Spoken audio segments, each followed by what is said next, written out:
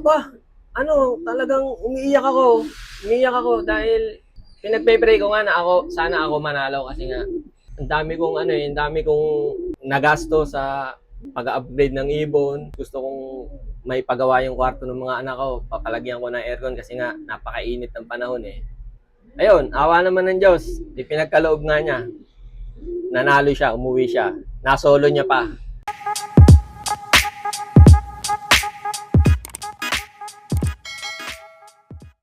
Yon, magandang araw mga kalapatids. Yan, shoutout sa inyo lahat. For today's video, nandito naman tayo ngayon sa Barangay Binyan, Pagsangan, Laguna dahil may nabisita tayong isang malupit na pansyar na naman mga kalapatids dahil siya lang ay yung butangin nag-clock sa buong Laguna sa Esperanza, Masbate City. Siya lang naman mga kalapatids ang second overall ng All-Bird category at nasolo niya yung patibayan dito sa buong Laguna. Tara, kilalanin natin siya mga kalapatids. Let's go.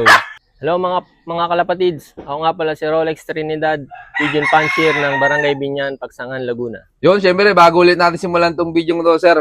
Maraming salamat po sa pagpapaunlak na makapag-lock visit sa'yo. Tapos syempre, shoutout sa Kalapatids Speeds at kay Boss Ronald Gonzales. Sir, pwede pong malaman ano pong naging achievements nung ibon nyo nitong katatapos lang na summer race? Bali, nag-second overall siya ng OB. Nasolo niya yung patibayan. First din siya sa one hit 200.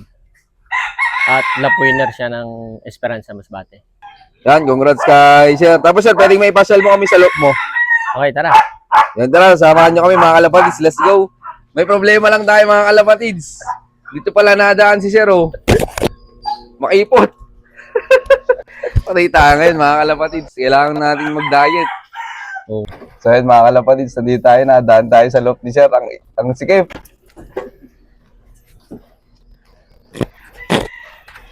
Kaya dinuuti-uti natin. Yan yung pinagdaanan natin mga kalapatids. So, buti naggasya tayo. Hindi tayo sa loop ni Sir. Maganda na loop ni Sir. Tara, pasukin na natin mga kalapatids. Let's go. Mga kalapatids, welcome kayo sa aking Flyers Loop. So mga kalapatids. So, ganda ng location niya mga kalapatids. So, walang sasalpukan yung kanyang ibon. Iwas sa mga wire. Eh sir, sama na yung pang north mo tsaka pang south. Oo, sama-sama na yan. Bali, ang pang norte ko ngayon is 7 pieces. Hindi naman ako kasi marami mag-ibon. Konti lang. Ito yung style ng loop niya mga kalapatids. So, sir, paano buksan yan? Yun, sliding. Napaka-smooth din mga kalapatids. So, Yan. Lahat ng mga nakakulay green ko, yan ang mga pang norte ko ngayon. sir, gaano katagal ka na pala nag-iibon? 2017, nagbalik ako sa pag-iibon. Napahinto ka, sir? Napahinto ako nung nag-bus conductor ako dyan sa DLTV. Ilan taong ka rin napatigil sa pag-iibon, sir? Mga 6 years din. Ano naman kwento, sir? Ba't napabalik kayo sa pagkakarera? Talagang habits ko na eh. Bata pa ako. Talagang nag-iibon na ako eh. Kung may nakikita ako sa Facebook, naiinganyo ulit akong mag-ibon.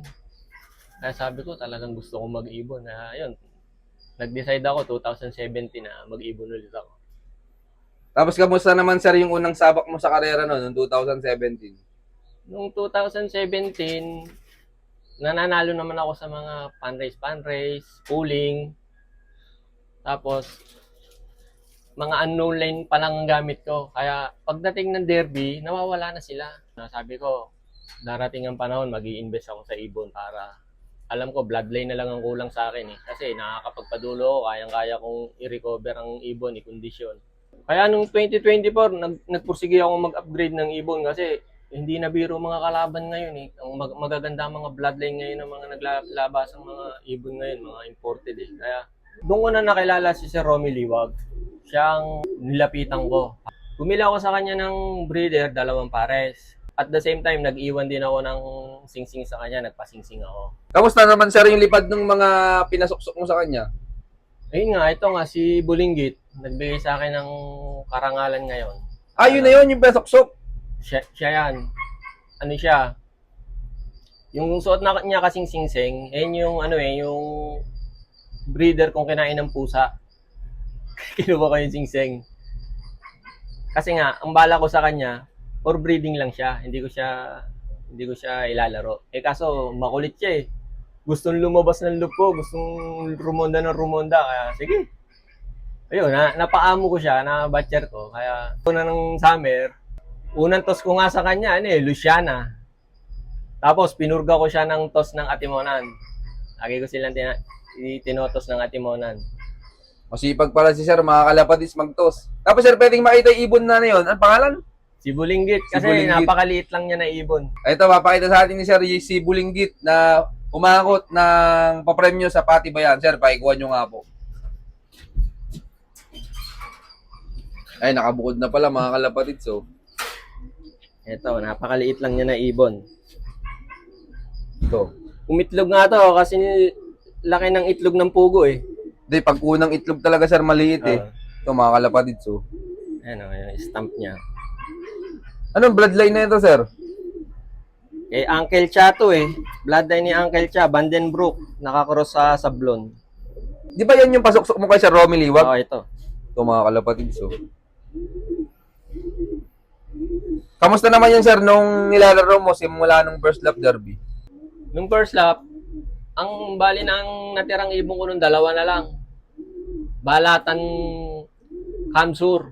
Si Rudy, clock siya ng 1159. Etong si Bulinggit, clock siya ng 888. Mababa na ano? Nakapuling siya. Siya nanalo sa puling. Balatan Kamsur. Kahit mabagal speed, siya pa nanalo? Oo, kasi walang umuwi dun sa mga kalaban nito sa puling. Siya lang umuwi. Hindi, mukhang para sa kanya talaga yun sir, no? E di nung second lap sir, sinali mo pa rin yung sa pooling yan. Nung second lap, ano siya, hindi ko na siya sinali kasi sabi ko, para nakachamba lang to eh. Sino sinali mo sa pooling sir nung second lap? Wala, hindi ko na sinali. Akala ko sinali mo sir yung first dropper mo eh. Hindi ko na sinali yung first dropper ko kasi sabi ko, parang nabibigatan sila pag may sticker sila eh. Parang yung pressure, dala-dala din nila eh. Eh, kamusta naman nung second lap sir? Nung second lap, pinarga ko to ng Baleno Masbate. Tawid dagat na sir. Dalawa sila. Aba, hindi sila umuwi. Wala. E di malungkot kayo nun sir. Malungkot, dalawa sila hindi umuwi. Hindi, pahirapan kayo nun sir, Baleno eh. Oo, grabe daw ang umulan daw yata dun eh. Tapos kargahan na ng Masbate City, wala na ako naigarga kasi hindi sila umuwi pareho eh. Sabi ko, saan ako nagkulang? Eh napakla ko naman sila ng Balatan Kamsur. Hindi, ano yun sir, wala pang tawid dagat yun eh. Tapos, eto, umuwi siya. Martes, pagkatapos ng Masbate City race, Martes ng hapon, eksakto alas 4 siya umuwi. E di 2 linggo na wala. Dalawang linggo siya nawala. Tapos, Miyerkules, ni-recover ko. Huwebes, kargahan ng Esperanza Masbate. Oo, tinan nyo mga kalapad, isang araw lang na preparation para sa last lap ng summer race ng BBC. Anong ginawa mong preparation, sir? Paano mo ni-recover yung ibon mong yan? Kasi nung umuwi siya nung pagkatapos ng Masbate City, alas 4 ng hapon ng Martes, kinuha ko agad siya. Pinainom ko ng electrolytes. Tapos, binuksan ko yung dibdib niya. Tinignan ko yung dibdib niya kung kulay asul. Aba, pink na pink. Sabi ko, ang tindi nito. Nag-wild na, pero kondisyon pa rin yung katawan niya. Ay, sabi ko, ikakarga ko to. Uuwi to sigurado. Nakita ko kasi pink na yung breastbone niya, kaya sabi ko, hindi ko na bibigyan to ng supplements. Ang binigay ko na lang sa kanya, calamansi juice, saka malunggay. Ano yung sir, tinempla mo sa tubig? O, piniga ko lang sa tubig yung calamansi. Yung malunggay? Yung malunggay talagang tinutuka niya.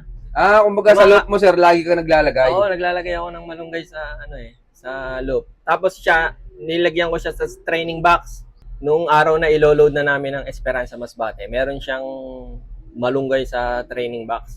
Yun pala magandang bakon mga kalapatids, malunggay.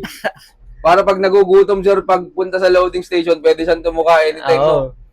Kaya nabansagan to sa main na si Miss Malunggay May nakapansin sir? Oo, may nakapansin sa training box nito, may kala nga kangkong Sabi ko, hindi po, yan, malunggay. At gaano ka kasi sir, nung dumating yan, nung galing last lap?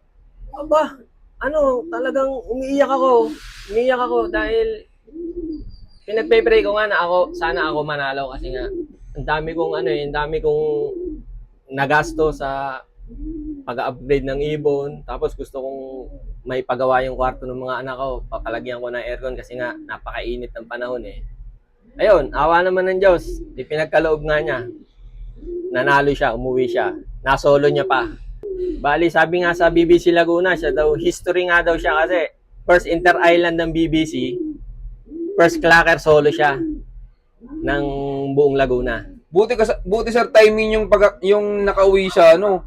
Na tamang oras, no? Talagang magpipilit siya umuwi kasi nung kinarga ko siya ng baleno, Masbate, siya mismo nagpisa ng 2 itlog niya. At di pag uwi, sir, inabot pa niya inakay. O, pag uwi niya nang tapos na yung karera ng Masbate City, pinaupuan ko sa kanya yung 2 inakay niya para maamoy ba niya. Tapos, Buti sir, sinubuan nung kak, no? oh, sinubuan ng kak. Actually, yung kak, 2 asawa nun eh.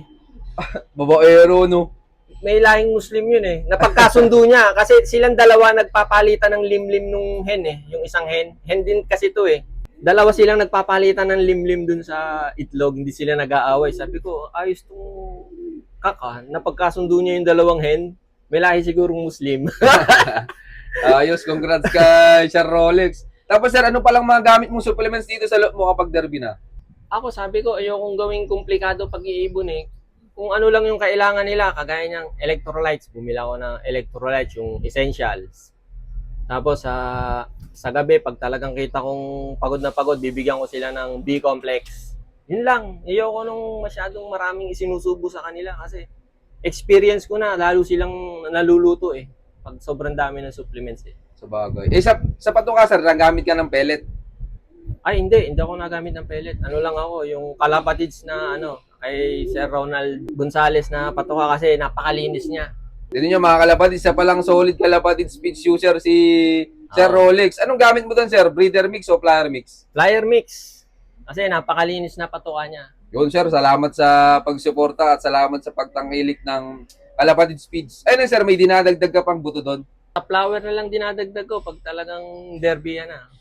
Para makinis pa rin ang balahibo nila. Yun, maraming salamat sir. Tapos sir, ikaw pala, anong diskarte mo sa loob mo kapag derby na? Pag derby talaga, napaka-importante sa akin yung pahinga ng ibon.